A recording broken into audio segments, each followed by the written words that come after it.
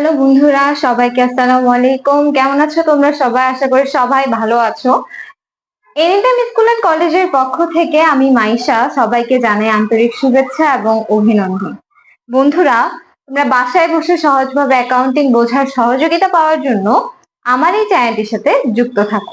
আমি এই চ্যানেলে অ্যাকাউন্টিং এর যাবতীয় সকল ধরনের বোর্ড প্রশ্নের সমাধান নির্ভুলভাবে করে দেওয়ার চেষ্টা করব ইনশাল্লাহ। তাই এই ধারাবাহিক ক্লাসগুলোর ডেইলি আপডেট পেতে আমার এই চ্যানেলটিকে সাবস্ক্রাইব করে পাশে থাকা বেল আইকনটি ক্লিক করে রাখুন। তো আজকে আমি পড়াবো এইচএসসি হিসাব বিজ্ঞান প্রথম পত্রের রেওয়ামিল অধ্যায়ের রাজশাহী বোর্ড 2023 সালে 7 নং অঙ্কটি। তো আমি এখানে প্রশ্নটা তুলে নিয়েছি। এখানে দেওয়া আছে মজুদ পণ্য 1/1/2022, অর্থাৎ এটা হচ্ছে প্রারম্ভিক মজুদ পণ্য। যেহেতু 1 তারিখ দেওয়া আছে 1,05,000। এরপরে দেওয়া আছে মজুদ পণ্য 31/12/2022, অর্থাৎ এটা কিন্তু সমাপনী মজুদ পণ্য, দেওয়া আছে 30,000 টাকা।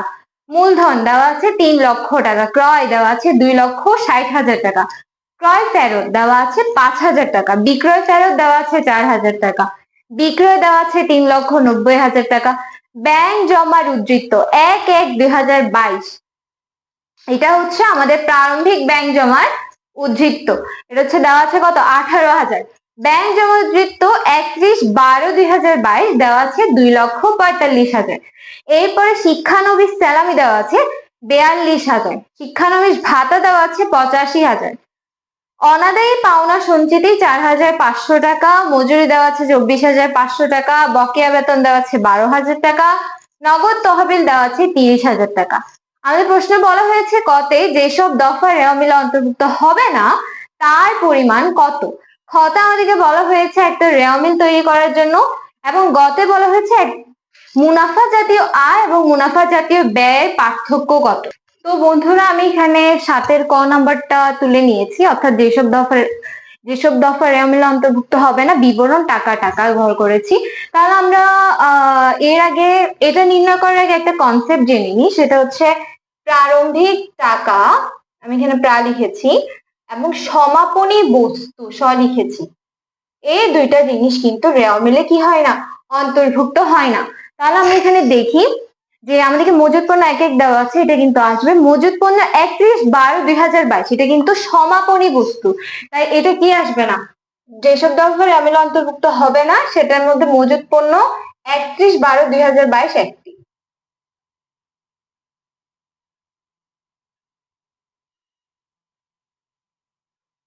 দেওয়া আছে কত? 30,000 টাকা। এরপরে আমাদেরকে এখানে বলা হচ্ছে ব্যাংক জমার উদ্ধৃত্ত 1/1/2022। যেহেতু এটা প্রারম্ভিক জমার উদ্ধৃত্ত, প্রারম্ভিক ব্যাংক জমার উদ্ধৃত্ত, তাই প্রারম্ভিক টাকা তো রেওয়ামিলে আসে না, তাই আমরা এটা লিখে দিব। ব্যাংক জমা উদ্ধৃত্ত কত? 18,000। তাহলে আমাদের টোটাল আসে কত? 48,000 টাকা। তো বন্ধুরা, এখন আমরা সমাধান করব 7-এর খ। আমাদেরকে বলা হয়েছিল যে একটা রেওয়ামিল তৈরি করার জন্য এই হিসাবের নামগুলা দিয়ে। তো আমরা লিখে ফেললাম রাজ্জাক ট্রেডার্স রেওয়ামিল 31 ডিসেম্বর 2022 তারিখ, আর আমি একটা ঘর করলাম যেখানে আছে ক্রমিক নং, হিসাবের শিরোনাম, খতিয়ান পৃষ্ঠা, ডেবিটের ক্রেডিট টাকা। ওকে, ডেবিট ক্রেডিট নির্ণয় করার আগে আমি সবসময় আগে এখানে একটা জিনিস লিখে দিই। যারা আমার আগের ক্লাসগুলো দেখেছো যে ডেবিটের সময় আমরা কি কি বসাই? ডেবিটের সময় আমরা বসাই সম্পদ, ব্যয় এবং উত্তোলন, ঠিক আছে। ক্রেডিট পাশে আমরা বসাই দায়, আয়, সঞ্চিতি। এখন আমরা এই দুইটা যদি জানি তাহলে এগুলা লেখা আমাদের জন্য কোনো বিষয় না। তার মধ্যে এই দুইটা তো আমাদের অনেক আগে চলে গিয়েছে, এই দুইটা কিন্তু আমরা রেওয়ামিলে অন্তর্ভুক্ত হবে না, সেটা আমরা কতে নির্ণয় করে ফেলেছি। মজুদ পণ্য 1/1/2022, এটা হচ্ছে প্রারম্ভিক মজুদ পণ্য। আমরা বুঝতেই পারতেছি যে এটা একটা সম্পদ, তাই এটা কোথায় বসবে? ডেবিট পাশে। আমরা এখানে লিখবো 1 মজুদ পণ্য 1/1/2022, ডেবিট পাশে বসবে 1,05,000।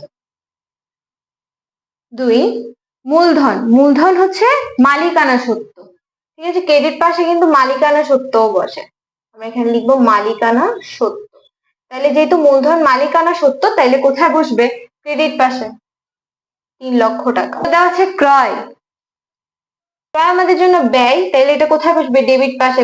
কত টাকা দেওয়া আছে? 2,60,000। ক্রয় ফেরত, যেহেতু ক্রয় করে আমরা ফেরত দিয়ে দিচ্ছি, ঠিক আছে, তাহলে এটা একটা বিপরীত একটা সম্পর্ক গড়ে উঠছে। ক্রয় ফেরত সবসময় ক্রয়ের বিপরীতে বসে, তাইলে কি হবে? 5,000 টাকা ক্রেডিটে বসবে।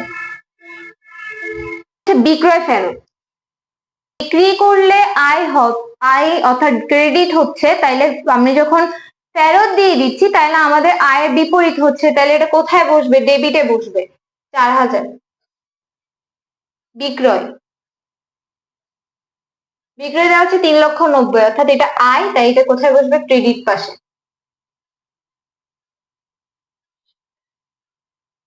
ব্যাংক জমার উদ্ধৃত্ত, এটা সম্পদ, তাই এটা কোথায় বসবে? ডেবিট পাশে।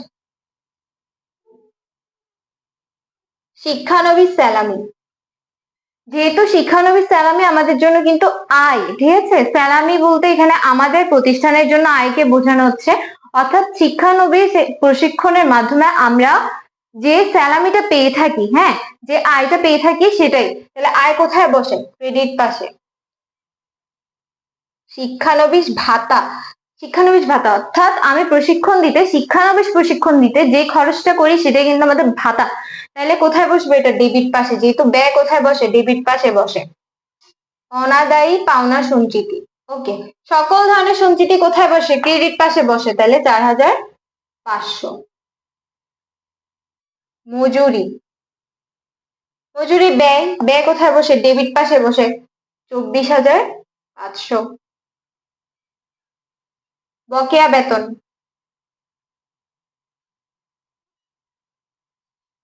যেহেতু আমি এর আগের ক্লাসেও কিন্তু আমি এই কনসেপ্টটা ক্লিয়ার করেছি, যখন আমাদের বেতন কি একটা ব্যয় না, যেহেতু বকেয়া ব্যয় অর্থাৎ প্রথম দুই অক্ষর বকেয়ার ব আর ব্যয়ের দ, যেহেতু দুইটা অক্ষর মিল, তাই এটা কি হবে? দায় হবে। দায় কোথায় বসে? ক্রেডিট পাশে বসে, তাহলে এটা হচ্ছে 12,000। বকেয়া বেতন কিন্তু আমাদের জন্য দায়, তাই এটা কোথায় বসবে? ক্রেডিট পাশে বসবে। 13, নগদ তহবিল, বুঝাই যাচ্ছে এটা সম্পদ, তাই এটা কোথায় বসবে? 30,000 টাকা ডেবিট পাশে বসবে। এখন আমরা ডেবিট পাশ আর ক্রেডিট পাশ গুলো যোগ করব। যোগ করার পর আমাদের আসে 7,53,500। ক্রেডিট পাশে আসে কত? 7,53,500। তাহলে এটাই আমাদের কি উত্তর মোট। আমাদেরকে সাতের গতে বলা হয়েছে মুনাফা জাতীয় আয় এবং মুনাফা জাতীয় ব্যয়ের পার্থক্য নির্ণয় করার জন্য। তো প্রথমে আমরা আগে জেনে নিব যে মুনাফা জাতীয় আয় কি এবং মুনাফা জাতীয় ব্যয়টা কি। ওকে, তো মুনাফা জাতীয় আয় হচ্ছে যে আয়ের পরিমাণ অর্থাৎ টাকার পরিমাণ কি হয়? কম হয়, অথবা যেটার মেয়াদকাল একটু কম হয়, যেটা স্বল্প মেয়াদের হয়, সেটাই হচ্ছে আমাদের জন্য মুনাফা জাতীয় আয়।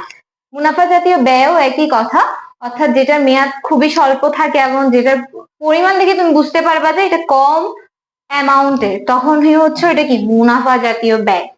তো আমরা এখন শুরু করি মুনাফা জাতীয় আয়।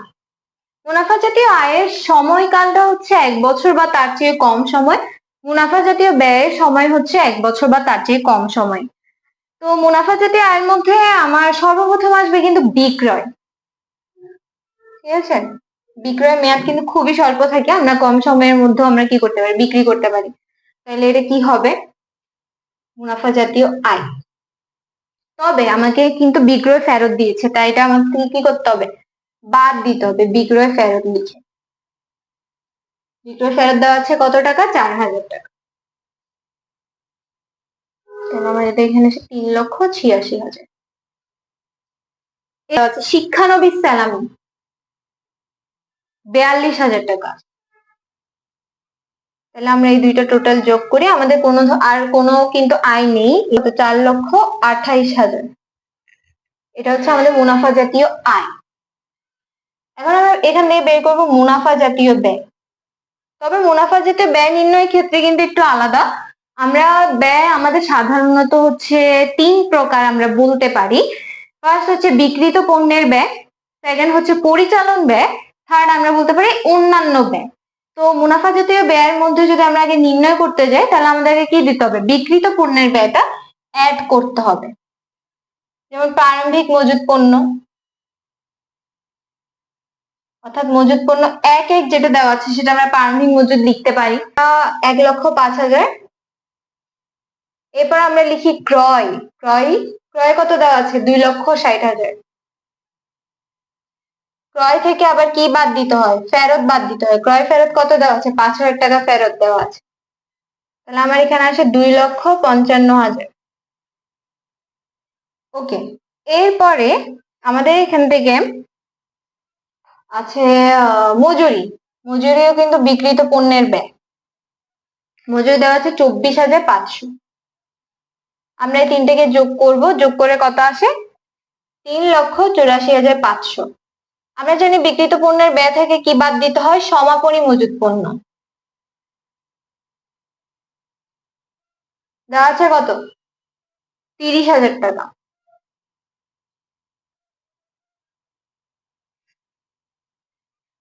আসে 3,54,500 টাকা।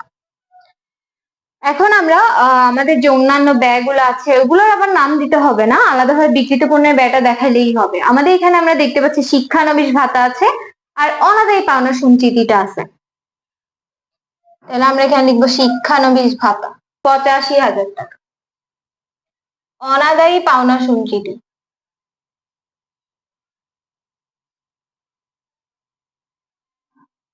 আমরা এখানে খেয়াল করি, এই যে অনাদায়ী পাওনা সঞ্চিতি আমরা পরিচালন ব্যয়তে কি করি? যেটা দেওয়া মিলে দেওয়া থাকে সেটাকে কি বলা হয়? পুরাতন অনাদায়ী পাওনা সঞ্চিতি, রাইট? এখন আমরা পুরাতন অনাদায়ী পাওনা সঞ্চিতি কিন্তু পরিচালন ব্যয়তে কি করি? বাদ দিয়ে দিই। তাহলে আমাদের এখানে এটাও বাদ দিতে হবে, তাই আমরা এটা মাইনাস হিসেবে দেখাবো কিন্তু, কারণ আমরা এটা কি করি? বাদ দিই, তাই না? ওকে, এখন এই তিনটা যোগ করব আর এই জিনিসটা বিয়োগ করব।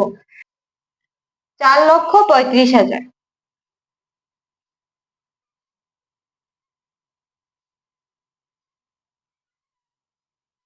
আমাদেরকে বলা হয়েছে পার্থক্য নির্ণয় করার জন্য। আমরা লিখবো পার্থক্য। পার্থক্য কি কি? 4,28,000 থেকে আমরা কি বাদ দিব? 4,35,000 টাকা কি করব? বাদ দিব। অর্থাৎ মুনাফা জাতীয় আয় যেটা আসছে ওটা থেকে মুনাফা জাতীয় ব্যয় কি করব? বাদ দিব। তাহলে আমাদের আসে 7,000 টাকা। মনে রাখবে এখানে কিন্তু জেড টানতে হবে, এটাতেও কিন্তু জেড টেনে দিতে হবে। অথবা তোমরা চাইলে এই কাজটা এখানে করে এদিকে 4,28,000 টাকা 4,35,000 থেকে বাদ দিয়ে তোমরা 7,000 টাকা দেখাতে পারো। তো এটাই হচ্ছে আমাদের 7-এর গয়ের অ্যান্সার। তো বন্ধুরা আজকে এই পর্যন্তই। তো আগামীকাল ইনশাল্লাহ আমি দৃশ্যমান ও অদৃশ্যমান সম্পদের হিসাব রক্ষণ অর্থাৎ আমাদের হিসাব বিজ্ঞান প্রথম পত্রের অধ্যায় 8-এর ঢাকা বোর্ড 2023 সালের অঙ্কটা নিয়ে আসবো। তো তোমাদের কাজ হচ্ছে আমার এই চ্যানেলটিকে সাবস্ক্রাইব করে পাশে থাকা বেল আইকনটি ক্লিক করে রাখা, যাতে আমি যখনই ভিডিও ছাড়ি তোমরা সেই ভিডিও থেকে তোমাদের সমস্যার সমাধান করে নিতে পারো। এছাড়া অবশ্যই আমাদেরকে কমেন্টে জানাবে তোমাদের কি প্রবলেম আছে, আমি তাইলে সেই অঙ্কটা নিয়ে বুঝিয়ে ভালোভাবে বোঝানোর চেষ্টা করব আমার ক্লাস নিয়ে। তো ঠিক সময় দেখা হচ্ছে ইনশাল্লাহ। ততদিন পর্যন্ত সুস্থ থাকো, ভালো থাকো। আল্লাহ হাফেজ। আসসালামু আলাইকুম সবাইকে।